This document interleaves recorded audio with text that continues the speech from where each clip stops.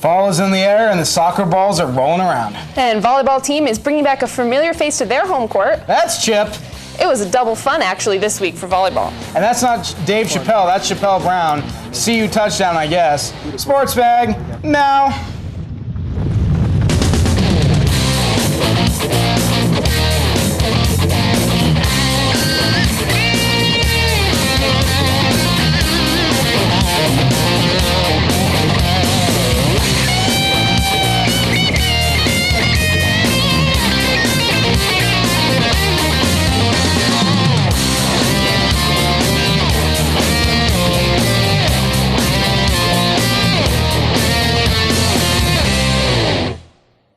Hi, and welcome to CU Sports Mag. I'm Kelly Samariva, alongside Russell Cunningham. Hey, so we got some football this week, and we should take a look at some highlights. CU took on Eastern Washington.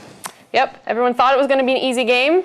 We'll find out if it was or not. Who knows? Buffs, Eastern Washington Eagles. Ralphie thinks it's going to be an easy match. Hey, at least one Buffalo decided to show up for the first half. Whammy! Dale Morris for the Eagles. The Eagles opened on a 9-play, 84-yard touchdown drive. Here it is, the magic pass from quarterback Matt Nichols to Brinson Brown. Insert tackle here. Oh, wait, instead he gets a running mate. It is an election year, you know. Touchdown, Eastern Washington. Hawk, not so impressed. Here's the snap now to the running back, Dale Morris, who's in the shotgun. He does his best Daryl McFadden Wild Hog set impression.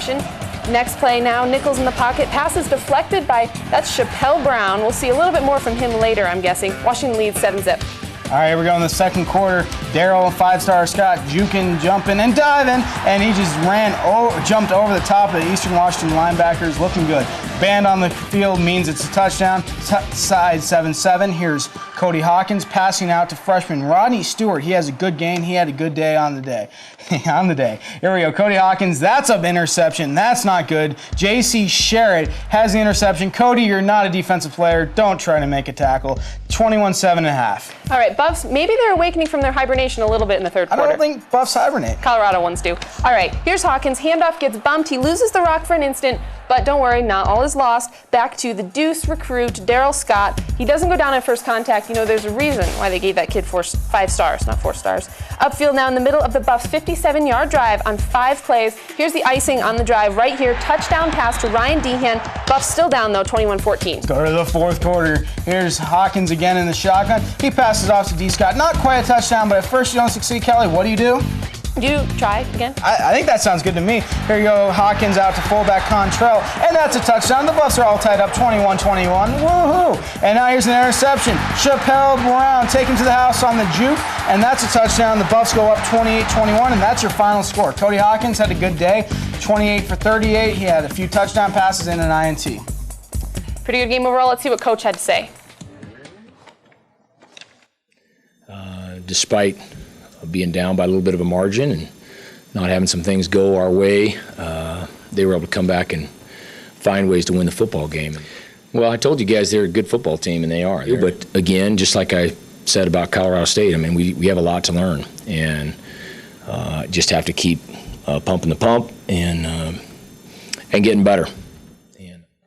Junior football cornerback Chappelle Brown recorded 8 tackles as well as 2 third-down stops against Eastern Washington last Saturday. Brown also had 1 interception, which he took back 27 yards for his first career touchdown. The interception came with less than 2 minutes left in the game and led to the Buffs' first lead as they went on to win 31-24. Chappelle Brown's outstanding performance makes him CU Sports Mag's Athlete of the Week. It was a close game. You know, we got down to the last couple minutes and somebody had to make a big play. Coach told us don't wait for the offense to do it. Defense go out there and make a play. So I just tried to read the quarterback eyes and make a play. Go score a touchdown. I kind of baited him. He thought I was going to go out and he kind of threw it back to the post and I was just standing there waiting for it and took it and went to the house. But it was exciting because it was a big play in the game and, you know, my partners over here, they jumped on me when I made it, so it was a good feeling. We the brand, so we got to make sure we go out there and make some tackles. But we just trying to get better every week and help each other out. I think that working with each other just makes us better. So I'm Chappelle Brown, CU Sports Mag's Athlete of the Week. Thanks, Chappelle. The Colorado Buffaloes weren't the only team to get a victory in this past week. In fact, the entire Big 12 Conference won their games and went 12-0. This is the first time the Big 12 has gone undefeated in a given week since 1996. When it wasn't the Big 12, it was the Big 8. All those football fanatics who think that the SEC is the elite conference in football, keep an eye out for the Big 12, especially the Buffaloes from Boulder. After the Big 12 this week is a combined 22-2 and 1-1 against ranked opponents. The Buffaloes will try to keep their record unblemished when they take on West Virginia Mountaineers this Thursday night at Folsom Field. Tuesday evening, the CU football team lost a longtime coach and athletic director. At 77 years old, Eddie Crowder passed away due to complications with leukemia. Crowder was hired as Colorado's 17th head football coach in 1963 and retired in 1973 as the second all-time winningest coach in CU history. Throughout his career, Crowder also served as athletic director for 20 years and was elected into the CU Athletic Hall of Fame in 2004. Eddie Crowder was an asset to CU's football program and will be greatly missed. A memorial in honor of Crowder will be held on Saturday, September 13th at 2 o'clock in the East Side Club Rooms of Folsom Field. We'll be right back.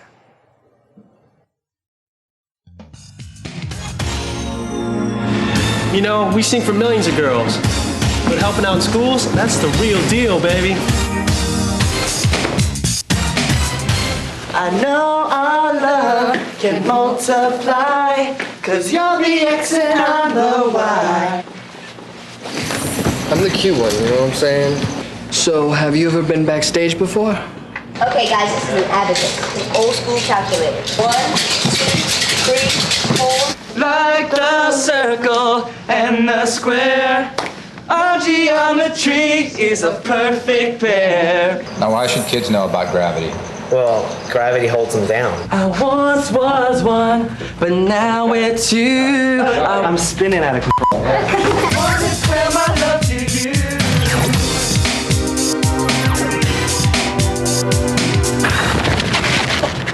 Oh. Or you can. You don't have to run with me. You really don't have to run away from me. And we're not all that different. I like good food, good music. I want a good job. I want my kids to live in a world where they are safe and loved and respected for who they are. You don't have to like me, but if you talk to me, you might. we can end prejudice if we talk to each other. Call. Tell us what you'd do. Together we can build one America. Welcome back. After seeing the Buffs take on Eastern Washington on Saturday, Melissa Leitner hit the streets to talk to CU students. We asked fans about the Buffs' performance against Eastern Washington, the upcoming game against West Virginia University, and how it felt to be back at Folsom Field this year for the first time. Last Saturday, the Buffs pulled off a dramatic victory against Eastern Washington, winning it by a slim margin in the fourth quarter. Today, we're here outside the UMC interviewing students about how they felt about the last game and how excited they are for the next upcoming game against West Virginia on Thursday. It was really exciting. I mean, I've never, been there before, so it was like crazy seeing everybody there and like cheering on. It was awesome. It was a good game. We came back and we won it from behind. It was awesome. I mean, it was great to see everybody up and early. I think that was probably the earliest all my friends got up was for that football game. And it was good. Everybody's having good spirits, good times, and we won, so I don't know how you could not enjoy it. Oh my God, Josh Smith was just amazing. He just knocks me right off my feet. Touchdown! No, he and Cody Hawkins seem to be connecting all over the place. He's a great runner, he's a great catcher. He's got a whole lot of talent. I'm excited to watch him grow up and get better as the years go on. How do you think we'll face up to West Virginia? I think West Virginia is going to be pretty tough, but I think that fans give good support and our team plays hard. I think we'll have a good chance. I think they'll do really good versus West Virginia, actually. I think they may not win, but at least I think they'll put up a good fight, and this should be a fun game to watch. I have really high hopes. I know that West Virginia is a tough team, but I think the Buffs can pull through and make it 3 for 3. I think we'll win, obviously. As you can see, students here at the UMC are relieved about our last victory on Saturday, but are already looking forward to the upcoming blackout against West Virginia on Thursday. For CU Sports Mag, this is Melissa Leitner. Thanks a lot, Melissa. And hey, we're going to toss it over to the double team desk. I guess we have some analysts ready to go. Yeah, Kate and Ron are going to talk some more football. Take it away, guys. Ron Knaubenbauer alongside Kate Siegel. We're going to break down the Eastern Washington game and preview West Virginia. But first, let's start with Eastern Washington. So it was a bit of a shaky game, definitely until the second half for CU. Eastern Washington's Matt Nichols and Bryson Brown, they were really awesome. Yes, Matt Nichols, he had 51 attempts for 303 yards, 1 touchdown and 2 interceptions. The 2 interceptions came late, but still an overall great game for Nichols. And then Bryson Brown had 6 receptions for 90 yards, 1 touchdown. Both of them were really excellent players. Exactly. They just absolutely killed the Buff secondary all afternoon long. Right, and even though they were great, we also had a lot of our own issues. So let's talk about some of those. Our offensive line is really young. We have 2 freshmen, 1 sophomore. I mean, it's a young team. And then we had the suspension issue. So will you talk about that? Exactly. Coach Hawkins suspended Devin Head, the junior guard, for 1 game after the CSU game for violating team rules. And we clearly needed him during the game because our offensive line just could not hold up with Cody in the background. Yeah, and then we had 10 penalties for 70 yards, which is a lot, especially after CSU's game when we had 8 penalties. I mean, Coach Hawkins must not have been very happy about that. Exactly, and this hasn't just been in the Coach Hawkins era. It's also been back in the Gary Barnett era where it's just like, we always lead the Big 12 in penalties. I mean, you think Coach Hawkins is going to finally do something about it. Yeah, we really need to clean up our game. So then there's the ugly part of the game, right?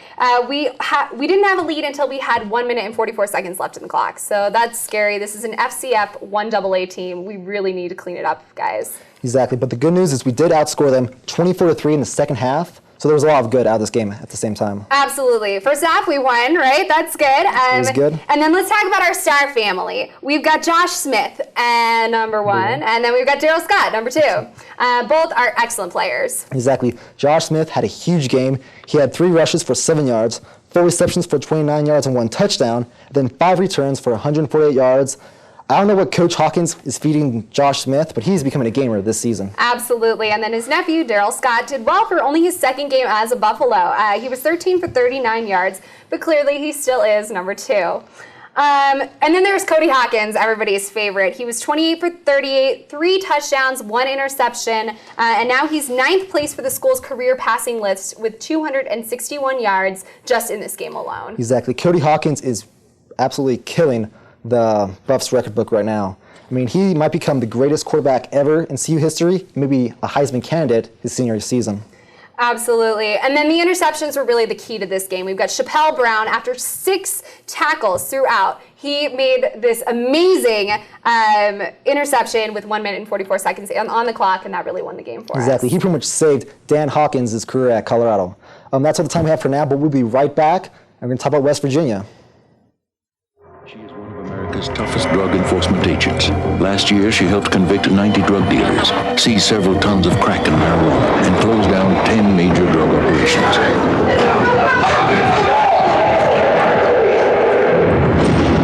She is a 68-year-old grandmother named Irma. She set up a community drug watch that is not only changing her neighborhood, but its future. There are many ways to help in your community. Call the Points of Light Foundation. Do something good. Feel something real.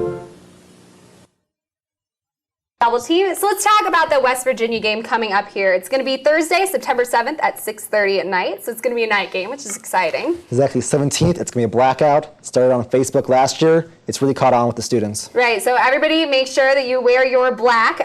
It's going to be really exciting. We don't want any gold out there. So this is our first time facing West Virginia, which is really cool. Exactly. Especially West Virginia, who beat Oklahoma in the Fiesta Bowl. And with all of the big news from West Virginia this summer with like Coach Rodriguez and new coach, it's going to be pretty crazy. Yeah, and the Mountaineers are coming off after a 24-3 loss against Eastern Carolina in week 2. So they were ranked number 8, now they're ranked number 25. So yeah, either East Carolina is a crazy good team, they beat Virginia Tech in week 1, and then West Virginia in week 2, or West Virginia is not the team we all thought they were. Right, let's hope it's that West Virginia is not that team, right? Exactly. So then we've got a couple of players of theirs that we need to watch during the game. We've got Pat White, who is their quarterback, and he's one of the greatest players in college football right now. Exactly. Today, Pat White, he's a great rusher, he's a great thrower, he's a better rusher right now, But still, he's a very dangerous threat. He's a Heisman candidate. It's going to be very interesting what's going to happen. Absolutely. And then we have Noel Devine. He's a sophomore running back. He averages 8.6 yards per carry. So he's an excellent player as well. So both of those we're definitely going to need to look out for. Exactly. Noel Devine, another rusher. We need to find a way to stop the West Virginia rushing attack because it's going to be really tough. Right. And let's just hope that we can clean it up again after last week's game. So that's all the time we've got. We're going to send it back to the desk. And have a good day, everybody. Hey, thanks a lot, guys. That was pretty great. Russell, I know you've been asking me about that trivia question. Are you ready for it? Oh, I can't wait. Okay, so as we mentioned before, the Big 12 is 22-2 at this point in the season. That now leads us into this week's trivia question. Who are the two teams that lost? So think it over, and we'll have the answer later on in the show. So when we come back, we have like an uber special guest who's going to come into the studio. Is it Ralphie 5? He's running at me right now. Oh my God! We'll be right back. Someone once said, we all come into this world alone. And we leave the same way. But in between, we have the chance to connect and help each other. To find ways you can do something to connect with the people in your community, call the Points of Light Foundation at 1-800-VOLUNTEER. Volunteer. Get connected.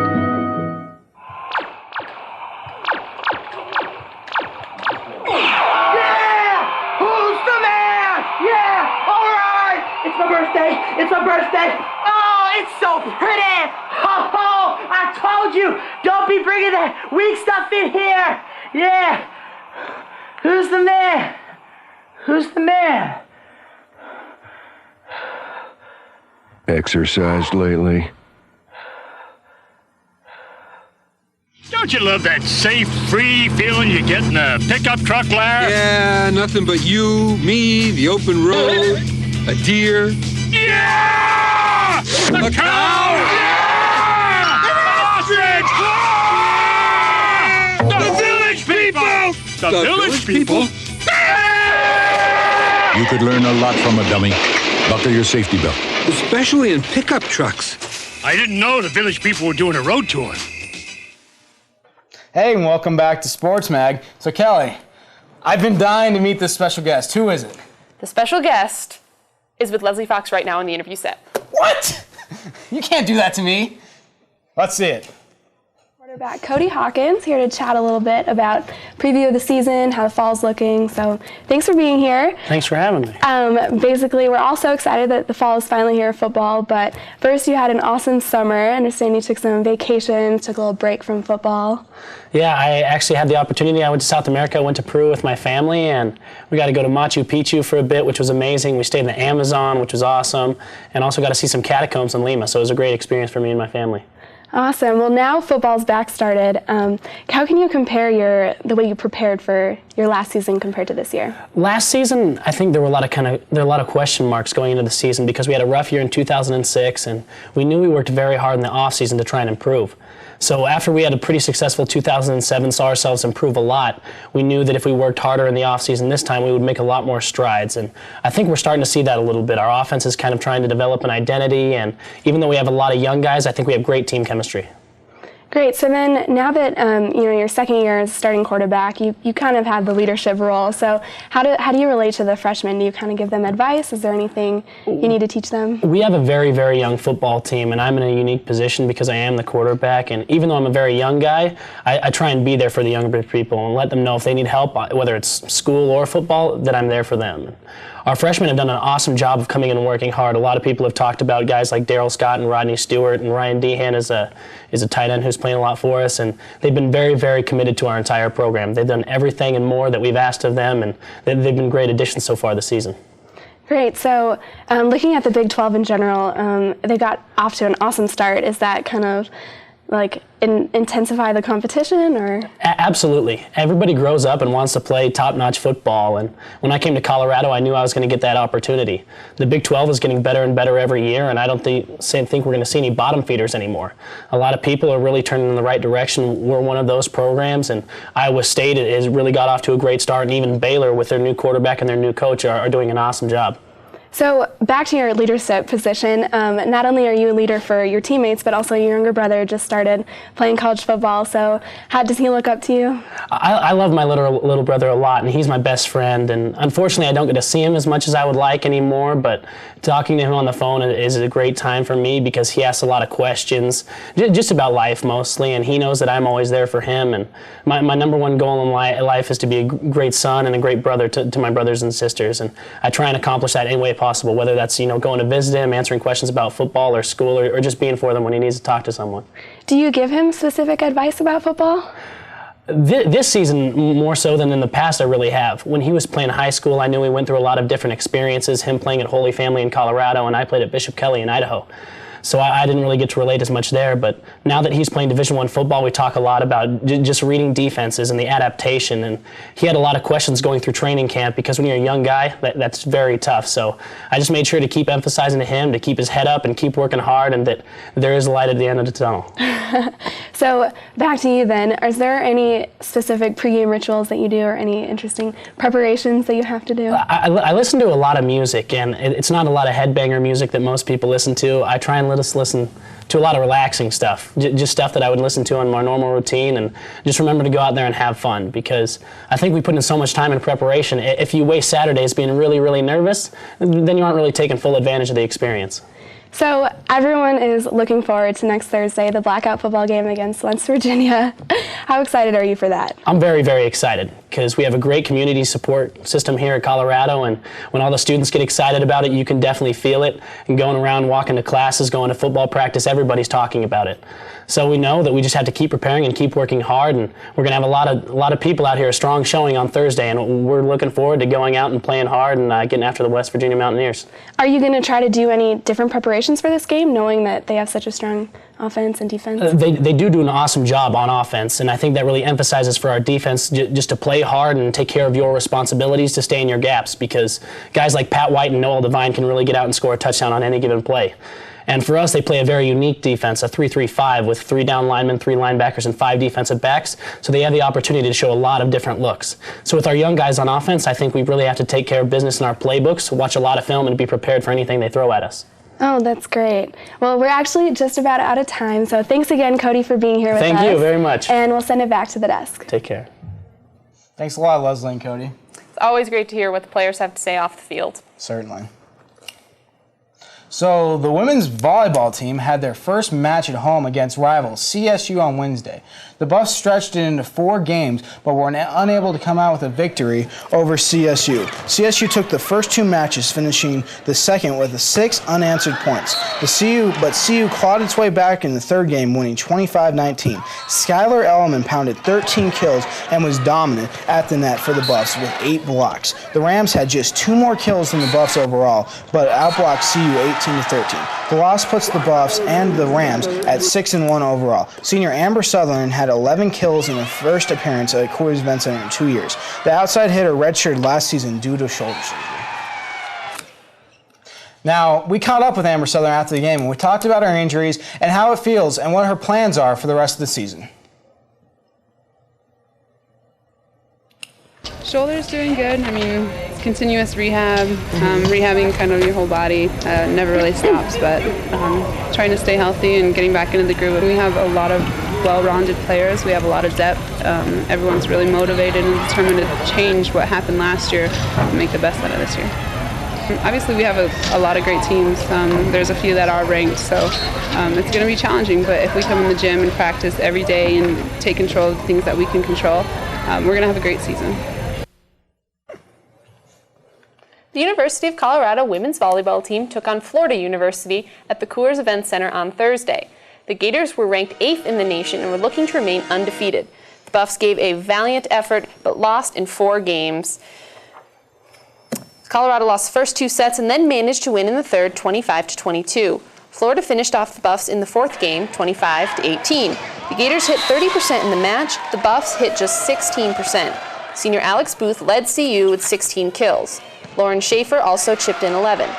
The Buffs play again on Saturday against the North Carolina Tar Heels.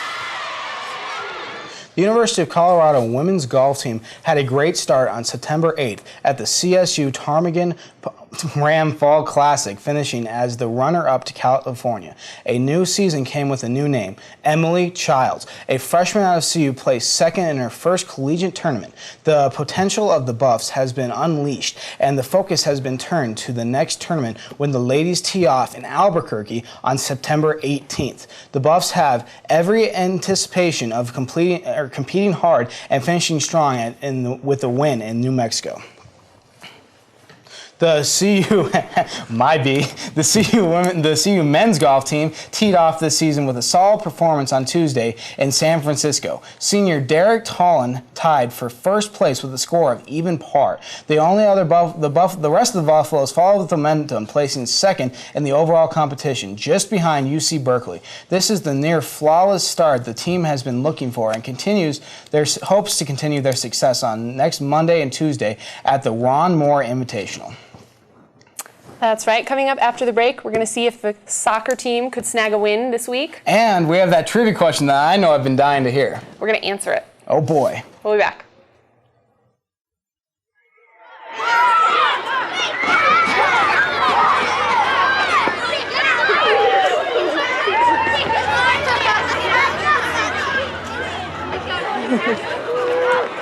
Let's sit down for a second, okay, sweetie?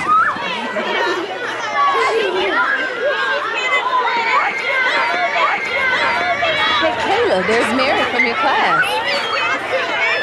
Hi, Mary. Hi, Kayla.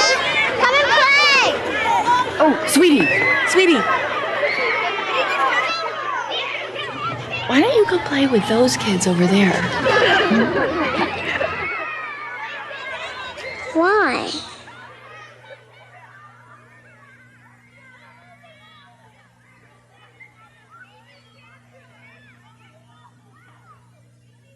Imagine the power of one voice. Find yours at freedomcenter.org. Hey, welcome back, and we hope haven't been thinking too hard in order to answer this week's trivia question. Here's the question one more time in case you forgot. The Big 12 is 22-2 at this point in the season. Who were the teams that have had the 2 losses? Now for the answer. Duh, drum roll. Thank you. Texas A&M lost 18-14 to Arkansas State, and Baylor lost 41-13 to Wake Forest. Both of these losses came in the first week and in the Big 12 South. There you go, the answer. All right, the CU women's soccer team continued its hot streak when they faced off against James Madison University last Sunday. The Buffs dominated from the start. The senior defender Alex Cousins buried a penalty kick in the 12th minute after Kelly Butler was taken down in the box. 6 minutes later, Colorado scored yet again when Amber Bettenhausen bested 2 defenders and slotted the ball past the JMU goalkeeper. In the 19th minute, a handball in the Duke's box awarded the Buffs a chance to extend their lead to 3-0 at the half. The Buffalo defense responded in the second half, allowing only 2 shots on goal, finishing the game with a shutout. Leading scorer Bettenhauser added an insurance goal late in the game for her 3rd of the season. This puts the Buffs' record at 3-1-1.